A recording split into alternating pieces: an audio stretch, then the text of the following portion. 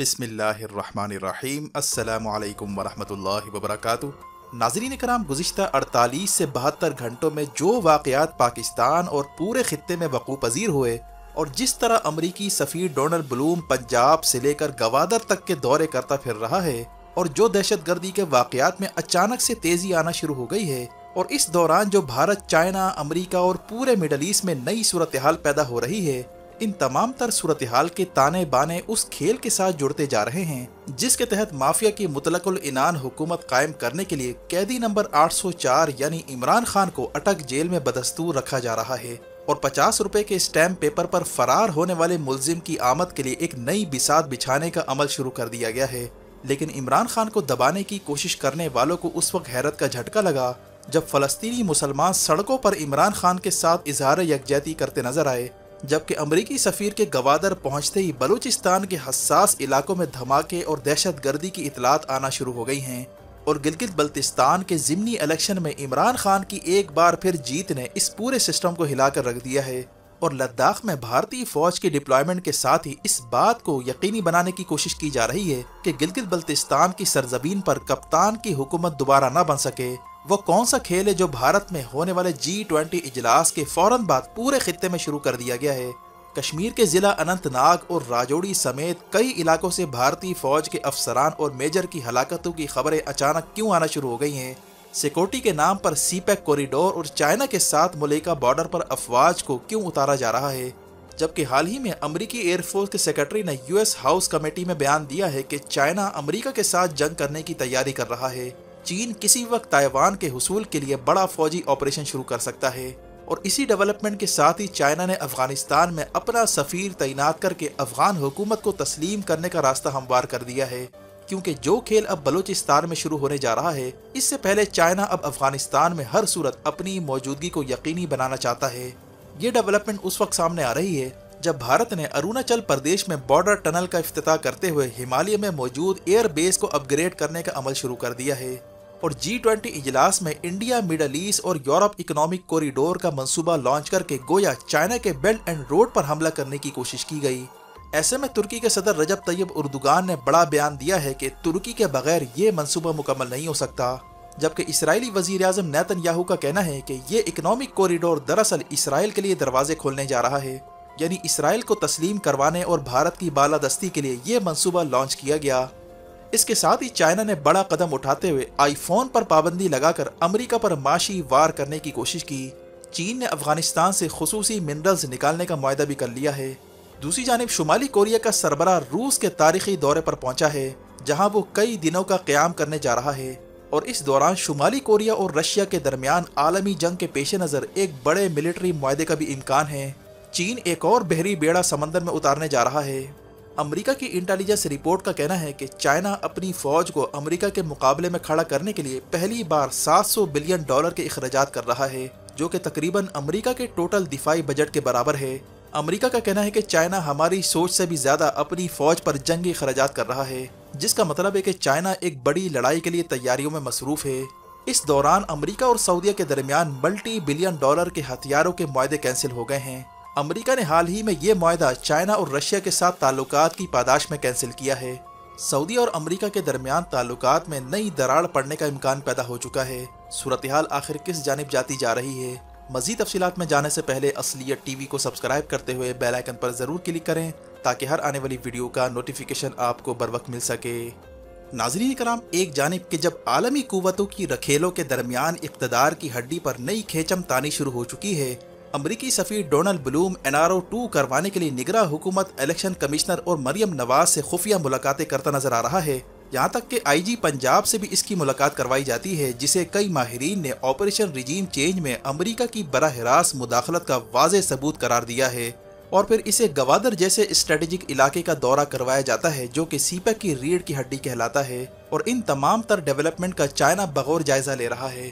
क्योंकि ये मामला सिर्फ 50 रुपए के स्टैम्प पेपर पर फरार होने वाले मुल्जिम या जरदारी माफिया तक महदूद नहीं, बल्कि खेल इनसे भी बहुत आगे जा चुका है। सबसे अहम बात यह है कि अमेरिका इमरान खान को पाकिस्तान के लीडर के तौर पर नहीं देखता, बल्कि वो आलमी लीडर के तौर पर भी देखता है। इसीलिए इमरान खान का जेल से बाहर आना ये आलमी कुव्वतें इस वक्त अफोर्ड नहीं कर पा रही। और इसीलिए अदालत में इमरान खान की जमानत से मुत्तालिक होने वाली समाअत के आखिरी चंद दिनों में भौचाल पैदा हो गया था, जिसके बाद अमरीकी सफ़ीर और पीडीएम के दरमियान मुलाकातें हुईं और जो पैगामात अमरीका और पाकिस्तान के दरमियान शेयर हुए और जिस तरह बिलावल और आसिफ जरदारी ने अमरीका को पैगाम देने की कोशिश की, जिसके बाद इमरान खान की जमानत मुस्तरद होने की खबर आ जाती है। इन सब वाक़यात को अगर मिलाकर देखा जाए तो बहुत कुछ सामने आ सकता है। सबसे पहले ये वीडियो मुलाहिजा करें जिसमें फ़लस्तीनी मुसलमान दीवार पर वॉल चॉकिंग करते नजर आते हैं और इमरान खान की तस्वीर दीवार पर चस्पा करके इजहार यकजहती भी करते हैं। यानी इमरान खान की गिरफ्तारी पर फ़लस्तीनी लोग भी इजहार यकजहती करते नजर आ रहे हैं। इन्हें एहसास है कि फ़लस्तीन कॉज हो या कश्मीर का मसला हो, मुसलमानों के इशू पर अगर किसी ने बबांग दोहल आवाज़ उठाई है तो उसका नाम इमरान खान है। वाज़ेह है कि इमरान खान दुनिया के शायद वाहिद लीडर हैं जिनकी तस्वीर वाले पोस्टर ना सिर्फ कश्मीर में आवेजा किए गए थे, बल्कि फ़लस्तीनी मुसलमान भी अब इमरान खान के हक में वॉल चॉकिंग करते नजर आ रहे हैं। यही वो मकबूलियत और यही वो इज्जत है जिसे देखकर कई अरब हुक्मरान भी परेशान हो गए थे, जिनका ख्याल था कि इमरान खान जिस तरह आलमी प्लेटफॉर्म्स पर मुसलमानों का मुकदमा लड़ रहा है,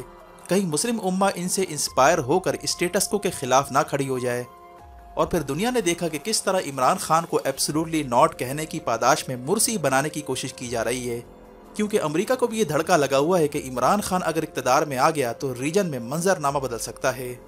वजह इसकी है कि इमरान खान अपने दौर में चाइना और दीगर ममालिक को साथ मिलाकर नए ब्लॉक की तश्कील पर काम कर रहे थे और मिडल ईस्ट को चाइना के करीब लाने में भी इन्हीं का किरदार है। साथ साथ इमरान खान न सिर्फ भारत की बालादस्ती को चैलेंज करते रहे, बल्कि भारत में अक़लियतों पर होने वाले मज़ालिम के खिलाफ एक तवाना आवाज़ बनकर सामने आए थे। अब सूरत-ए-हाल ये कि इमरान खान को जेल में डालते ही अब माफिया के दरमियान इक़्तिदार को लेकर नया फड्डा शुरू हो चुका है। यानी एक जानिब इमरान खान जेल में अहम तरीन किताबों के मुताले में मसरूफ़ हैं, जिनमें इस्लाम की तारीख़ी कुतुब और आलमी हालात और सियासत पर मबनी किताबें शामिल हैं, और उन्होंने वर्जिश की मशीनें भी मंगवा ली हैं।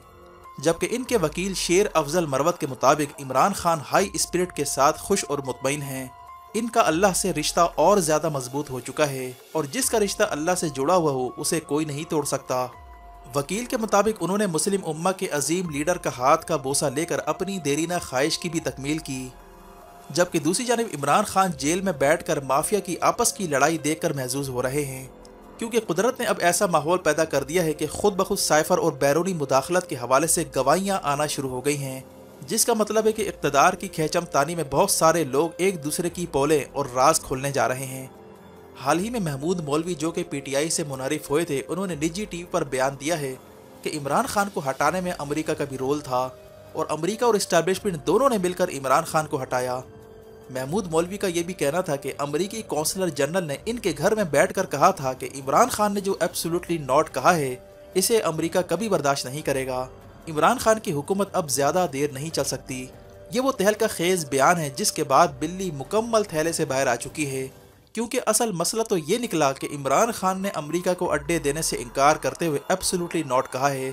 जिस पर अमेरिका ने अपनी बेइज्जती महसूस की और फिर रिजीम चेंज का पूरा प्लान तैयार किया गया, जिसकी गवाही अब इनके अपने बंदों ने देना शुरू कर दी है, जिन्होंने इमरान खान की पार्टी से इन्हिराफ किया था। और अब जो अमरीकी सफ़ीर डोनाल्ड ब्लूम ने पंजाब से लेकर बलूचिस्तान तक एक वायसराय की तरह दौरे करने शुरू कर दिए हैं, इसे भी इस सिलसिले की कड़ी समझा जा रहा है।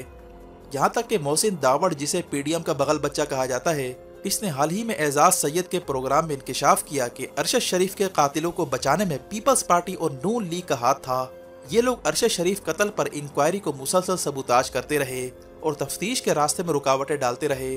और अब निगरान हुकूमत आने के बाद इसहाक डार को वजीर खजाना लगाने की सर तोड़ कोशिश की जा रही है ताकि मईशत की बची कुची कसर फिर से निकाली जाए।